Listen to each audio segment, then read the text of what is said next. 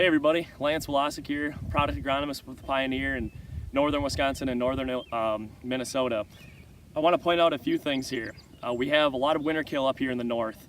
A lot of the alfalfa did not make it through the winter very well, and a lot of you guys looking at tearing up those fields or coming into those fields no-till to maybe possibly plant some corn to do some sort of rescue forage or to actually get some tonnage out of there if your alfalfa field is not looking too healthy. This field here and the one I'm going to show you next, this was put on bean stubble. So you might think that going into some of that ground that was not necessarily into sod last year is all going to work perfectly. It's not necessarily going to work the best if you don't hit it on the right conditions. So this grower came to this field a little bit too wet, and I have some concerns about one, seed to soil contact, two, a little bit of sidewall smearing that did happen. I want to point out the conditions out here. This is a 2% organic matter, a sandy loam ground. So this, if we're seeing this on our sandy loam soil, you can be assured that you're going to see this on more of your loam and clay loam ground.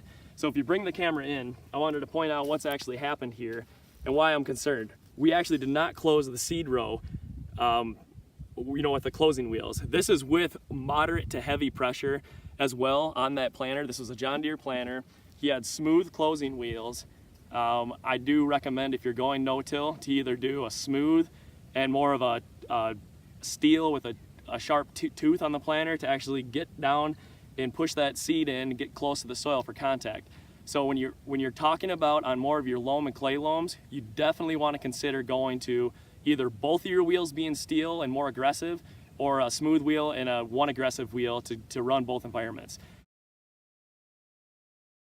All right guys, this is actually the exact same field that I was just showing you before. That side of the field was done in soybeans, and you've seen the difficulty that we had to actually get that seed row closed. This is an alfalfa ground that was killed off. The grower decided that the stand wasn't quite hardy enough to actually keep it around once we can get the tonnage off of it. So we're looking at this field we put into corn as well. But I want to show you what it looks like when you're in sod. I mean, this is very important when you guys go in to decide to no-till your fields. There's a lot of great pieces to no-till: soil conservation, increased tilth over the long term, but just trying to jump into it 1 year and try to see results, you got to hit it at the right timing. Once again, this field was brought in here a little bit too wet, and here's smooth rolls, smooth closing wheels, and what could happen. If you come in here close, you guys can see that this is actually a stake we use for doing plots. I can drop it right down to the bottom of the seed row. So his depth was very good. I mean, we checked the depth out here right at 1 3/4, but we still couldn't get that row closed. I think if you guys would, if the grower would have had either a little more aggressive or a way to get the seed row closed up and came in here, waited at least 2 days, I think 2 days would have made a huge difference on more of the sandy and sandy loam ground. If you're in clay and clay loam, it might be waiting 3, it might be waiting 4 days. But the importance is getting it and hitting it right. Now, I'm not recommending that this gets reseeded. We have rain in the forecast coming. I do think if we get a little bit heavier rain, maybe we can get the seed row closed up. We're going to watch this very closely. I don't think this is by any means a failure at all, but I just want you to be aware if you're looking at jumping into some of those alfalfa fields, spraying them off and coming in with corn because your alfalfa stand isn't as good as you want it, there are some things you need to be aware of too.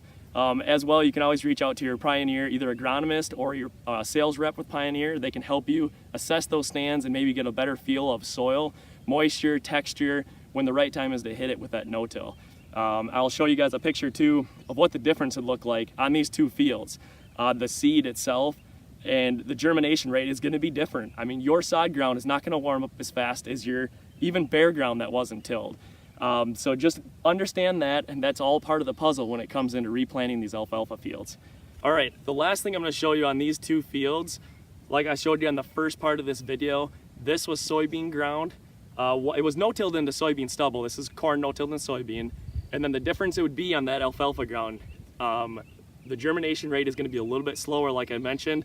Pulling soil temperatures were 5 degrees different at the same time of the day.